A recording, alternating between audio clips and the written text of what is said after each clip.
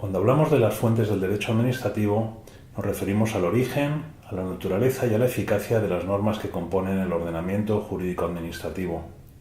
Es importante conocer el valor de estas normas y saber situarlas en el marco de la jerarquía normativa. También abordaremos aquí lo referente a la actuación de los poderes públicos y en concreto de las administraciones públicas, porque a diferencia de las organizaciones privadas, que son libres en su actuación siempre que no infrinjan la ley, la actuación de las administraciones públicas está vinculada y sujeta a una serie de principios de actuación que están recogidos en nuestra Constitución. El más importante, la sujeción al interés general, pero también la sujeción a los principios recogidos en el artículo 103 y concordantes de la Constitución. En esta segunda parte de la lección 2 vamos a estudiar las fuentes y los principios de la actuación administrativa. En primer lugar, hay que mencionar el principio de jerarquía normativa, que es muy sencillo en su formulación. Significa que unas normas tienen mayor valor que otras normas. Esto se explica con el siguiente gráfico, donde vemos que en la cúspide del sistema normativo está la Constitución, por debajo de la Constitución están las leyes y por último en la base de esa pirámide normativa formulada por Kelsen están los reglamentos. Esto significa que el ordenamiento jurídico es un todo, pero es un todo ordenado por principios entre los que destaca la jerarquía normativa. ¿Qué significa o qué conclusión principal podemos sacar de este principio? Pues que por encima de la Constitución no hay nada, pero que todas las normas que están en el ordenamiento jurídico tienen que obedecer a la Constitución y no pueden contradecirla. Funciona un poco como la jerarquía en una organización de cualquier tipo. Pensemos en una empresa donde lo que dice el jefe vale más que lo que dice el empleado, porque si no la empresa no funciona. Aquí la jerarquía se aplica del mismo modo. Las leyes no pueden ser contrarias a la Constitución y los reglamentos no pueden ser contrarios ni a las leyes ni a la Constitución. Vamos a decir algo de la ley, muy por encima, porque esto lo conocen ustedes, es que las leyes se aprueban en el Parlamento nacional o en los parlamentos autonómicos, pero solo los parlamentos pueden aprobar leyes formales. Sin embargo, hay una variación al principio de división de poderes, según el cual el Parlamento dicta leyes y el gobierno, el poder ejecutivo, las aplica. Es que el gobierno en algunos casos también puede aprobar normas con valor de ley, pero solo en dos casos concretos que contempla la Constitución. El primero es el caso de extraordinaria y urgente necesidad, en la forma de decreto ley. El decreto ley que cuenta con numerosas limitaciones que no vamos a abordar ahora porque eso corresponde al derecho constitucional, pero es un instrumento bastante usado por los gobiernos, incluso a veces cuando realmente no es que parezca que haya una extraordinaria y urgente necesidad, pero es un instrumento que se usa a menudo. Y también hay otra manera de que el gobierno apruebe normas con valor de ley, que es por delegación de Parlamento en lo que se llama decretos legislativos. Les animo a que revisen esos conceptos y los refresquen en la memoria. En lo que a nosotros respecta, el reglamento es la norma con la que funcionan las administraciones públicas. Es la norma que puede ser dictada por el gobierno y las administraciones públicas. Son auténticas normas jurídicas, vinculan a los ciudadanos y su incumplimiento tiene consecuencias negativas para el infractor. El reglamento, como cualquier otra norma jurídica, es escrito. No hay reglamentos que no estén escritos o que sean secretos, y es también de obligado cumplimiento, como cualquier otra norma jurídica.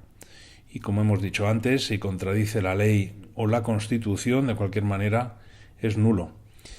También entre los reglamentos hay una jerarquía normativa. Los reglamentos siguen el rango de la autoridad que los aprueba, de tal manera que un reglamento dictado por el Consejo de Ministros estará por encima del reglamento dictado por un ministro. Otro de los principios importantes que regulan el ordenamiento jurídico administrativo es el que llamamos de competencia normativa. ¿Qué significa esto en el ámbito administrativo? Que las normas responden a la competencia del órgano que las aprueba. y se aplican al ámbito personal y material que contemplan y no a otro. Imaginemos una norma dictada por el rector de una universidad. ¿A qué ámbito material se va a aplicar?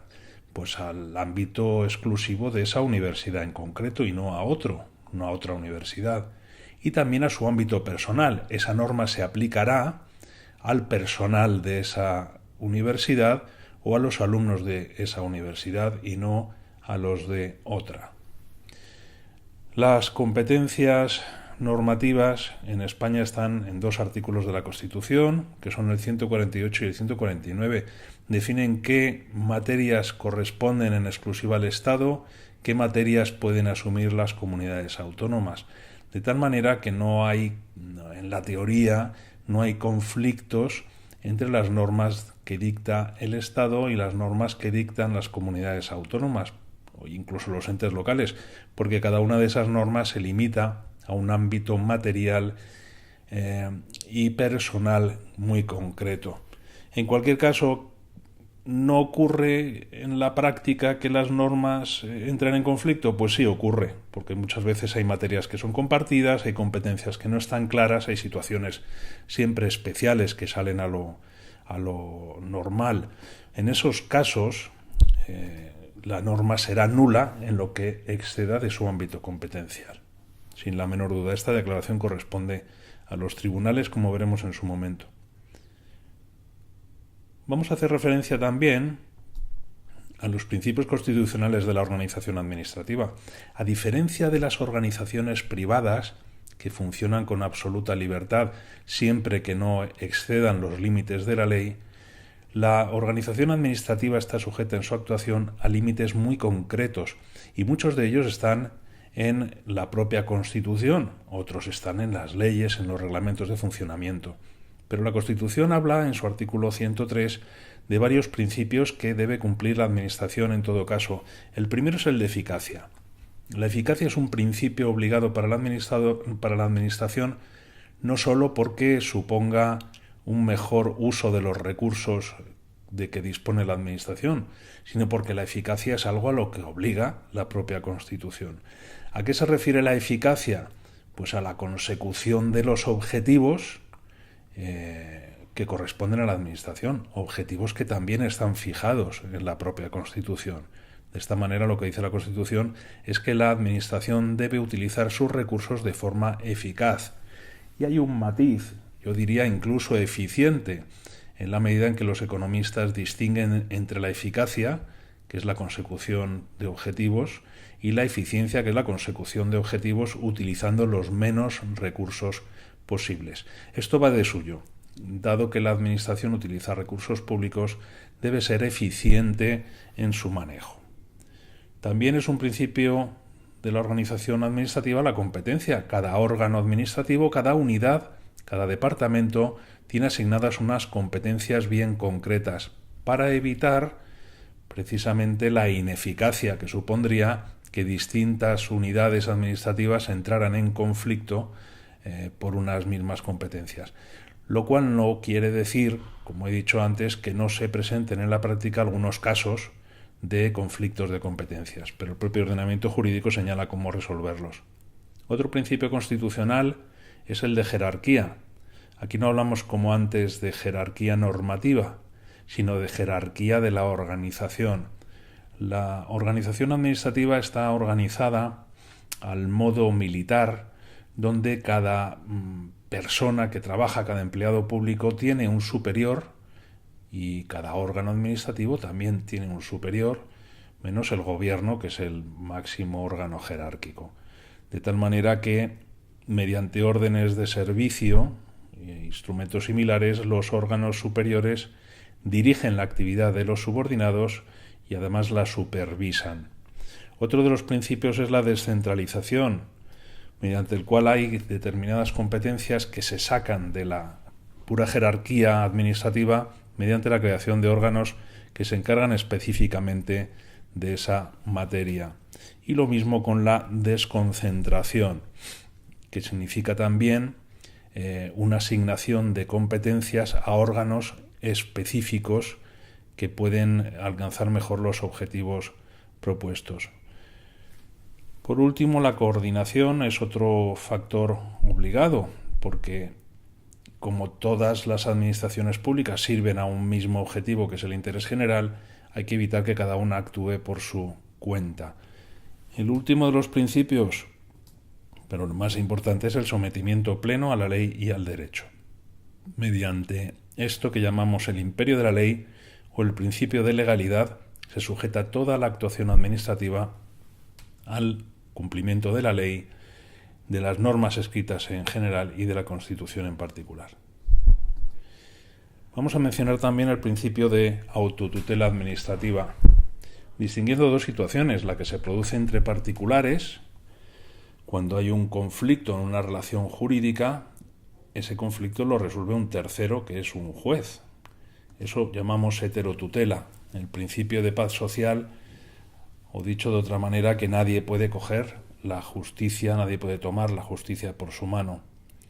Esto significa que cuando hay, como he dicho, un conflicto, por ejemplo, entre dos partes que han suscrito un contrato, entre las dos partes de un matrimonio, entre dos vecinos, todo ese tipo de conflictos se resuelven por terceras personas, o bien a través de órganos administrativos, pensemos por ejemplo en los mecanismos de arbitraje, o bien ante los tribunales. En cambio, mediante el principio de autotutela ocurre una cosa bien distinta, que es que la Administración toma sus propias decisiones y las impone sin necesidad de acudir a una tercera persona, a un juez. ¿Por qué es esto así? Pues esto es un privilegio que concede el ordenamiento jurídico a las administraciones públicas para que puedan cumplir sus fines. Se entiende que la Administración no tiene intereses propios, sino que la Administración lo que hace es representar y servir el interés general, y que en caso de conflicto entre el interés particular de un ciudadano y el interés general debe prevalecer el segundo. Esto no quiere decir que los tribunales no puedan revisar esa actuación, porque en definitiva toda decisión administrativa, sin excepción alguna, puede ser impugnada ante los tribunales, de tal manera que el ciudadano siempre podrá conseguir que un juez revise la actuación administrativa que le ha perjudicado.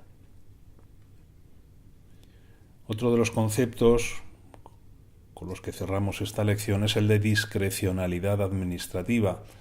¿Qué es la discrecionalidad? Para entenderlo vamos a ver que hay dos tipos de potestades administrativas, dos posibilidades diferentes de actuación.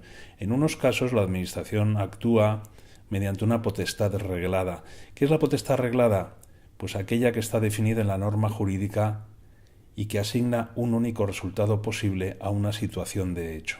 Por ejemplo, la norma que dice que el funcionario trabaja 37 horas y media a la semana, o la que dice que se jubila con 65 años.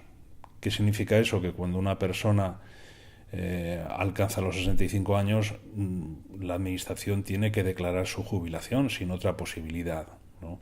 En cambio, hay otras situaciones en las que la norma jurídica proporciona a la Administración un margen de elección. Son aquellos casos en los cuales, por ejemplo, la Administración educativa tiene un presupuesto, tiene un dinero para hacer algo y puede elegir entre construir un instituto en un barrio o en otro barrio. Esto no significa que pueda actuar de manera arbitraria o caprichosa. Tendrá siempre que actuar en base al mejor servicio al interés general, pero quiere decir que tiene cierto margen de actuación. Por ejemplo, para el nombramiento de un cargo de libre designación, el órgano que lo elige o la autoridad que lo elige podrá elegir entre un ciudadano u otro ciudadano siempre que cumplan determinados requisitos, por ejemplo la mayoría de edad o tener determinada titulación universitaria, pero podrá, por ejemplo en el caso de nombramiento de un embajador, se podrá nombrar embajador en un país extranjero a un miembro de la carrera diplomática o a otro a elección del gobierno. Significa que en esos casos la Administración está eligiendo entre lo que llamamos indiferentes jurídicos, entre soluciones igualmente válidas.